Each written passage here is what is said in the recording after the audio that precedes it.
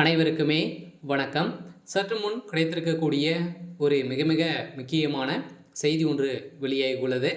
சற்று முன் அமைச்சர் பொன்முடி கதை முடிந்தது, பதவி பறிப்பு, நீதிமன்றம் இறுதி தீர்ப்பு, இது மாதிரி பார்த்தீங்கன்னா செய்திகள் வெளியாயிருக்கு. இப்போ திமுக சார்ந்த அமைச்சர்கள் பார்த்தீங்கன்னா கூண்டோடு பதவி பறிக்கப்பட்ட சம்பவம் தான் பெரும் அதிர்ச்சியை சொல்லிச்சிருக்கு. சொன்னால் திமுகவில் இருக்கக்கூடிய அமைச்சர்கள் கூண்டோடு கைது செய்யப்படுறதுக்கான அனைத்து ஏற்பாடுகள் தான் நடந்திருக்கு. நிறைய திமுக சார்ந்த அமைச்சர்கள் ஊழல் வழக்கிலும் இது மாதிரி பார்த்தீங்கன்னா செம்மண் குவாரி வழக்கில் நிறைய மெகா ஊழல் வழக்கில் வசமாக சிக்கியிருக்காங்க.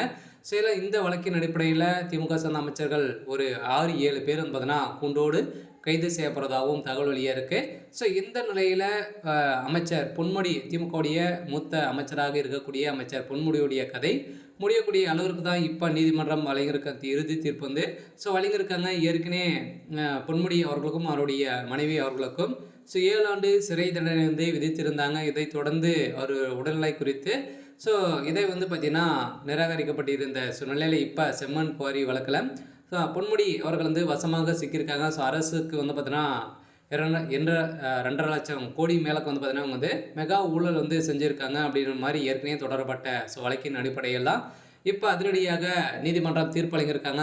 இவருக்கு பார்த்தீங்கன்னா சிறையில் 3 ஆண்டுகள் சிறை தண்டனை விதித்ததாக தகவல் வெளியிருக்கு. இதை பற்றி இந்த வீடியோவில் நம்ம முழுமையாக பார்க்கலாம். அதுக்கு முன்னாடி நம்ம சேனலுக்கு இப்போ தான் நீங்கள் முதல் முறையாக வந்திருக்கீங்க அப்படின்னா மறக்காமல் நம்மளுடைய சேனலை சப்ஸ்கிரைப் பண்ணி சப்போர்ட் பண்ணுங்கள்.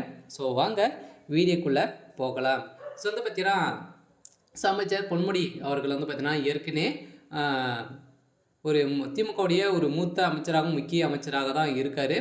இந்த நிலையில் இப்போ இறுதி கட்டத்தில் செம்மண் குவாரி வழக்கில் பார்த்தீங்கன்னா அப்செட்டில் அமைச்சர் பொன்முடி அவர்கள் உட்கார்ந்துருக்கக்கூடிய நிலையில் தான் விழுப்புரம் மாவட்ட வானூர் அருகே உள்ள பூந்துறை கிராமத்தில் உள்ள செம்மண் குவாரி கடந்த 2014 ஆண்டுகள் முதல் 2017 ஆண்டுகள் வரை திமுகவுடைய ஆட்சியில் இருந்தது. அந்த ஆட்சி காலத்தின் போது அளவுக்கு அதிகமாக அனுமதியின்றி 2,64,644 லோடுகள் 14 செம்மண் குவாரி எடுத்ததாகவும் மூலமாக அரசுக்கு 28,36,40,40,000 ரூபாய் பார்த்தீங்கன்னா இழப்பீடு ஏற்படுத்தியதாக அமைச்சர் பொன்முடி அவரது மகன் கௌதம் சிகாமணி அவருடைய நண்பர்கள் ராமச்சந்திரன், சதானந்தம், கோதாகுமார், ஜெயக்குமார், கோபிநாத், லோகநாதன் ஆகிய 8 பேர் மீது பார்த்தீங்கன்னா கடந்த 2012 ஆண்டு காலத்தில் மாவட்ட குற்றப்பிரிவு போலீஸார் பார்த்தீங்கன்னா வழக்கு பதிவு செஞ்சுருந்தாங்க. இந்த வழக்கு பதிவின் அடிப்படையில் அமைச்சர் பொன்முடி, கௌதம் சிவகாமணி அவருடைய மற்றும் 3 பேர் பார்த்தீங்கன்னா ஆஜராகவில்லை.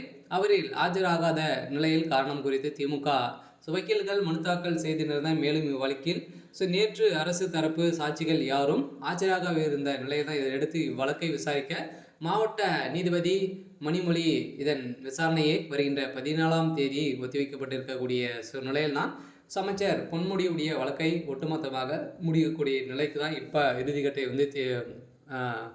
அடைந்திருக்கு. இருந்தாலும் அமைச்சர் பொன்முடி அவர்களுக்கு என்ன தீர்ப்பு வழங்க போகிறாங்க அப்படின்னு தான் பெரிய கேள்விக்குறியாக இருக்குது. இருந்தாலும் வெயிட் பண்ணி பார்க்கலாம் என்ன நடக்குது அப்படின்ட்டு. சரி, ஓகே. எனக்கான அப்டேட் இதுதான். மறக்காமல் நம்மளுடைய சேனலை சப்ஸ்கிரைப் பண்ணி சப்போர்ட் பண்ணுங்கள். தேங்க்யூ.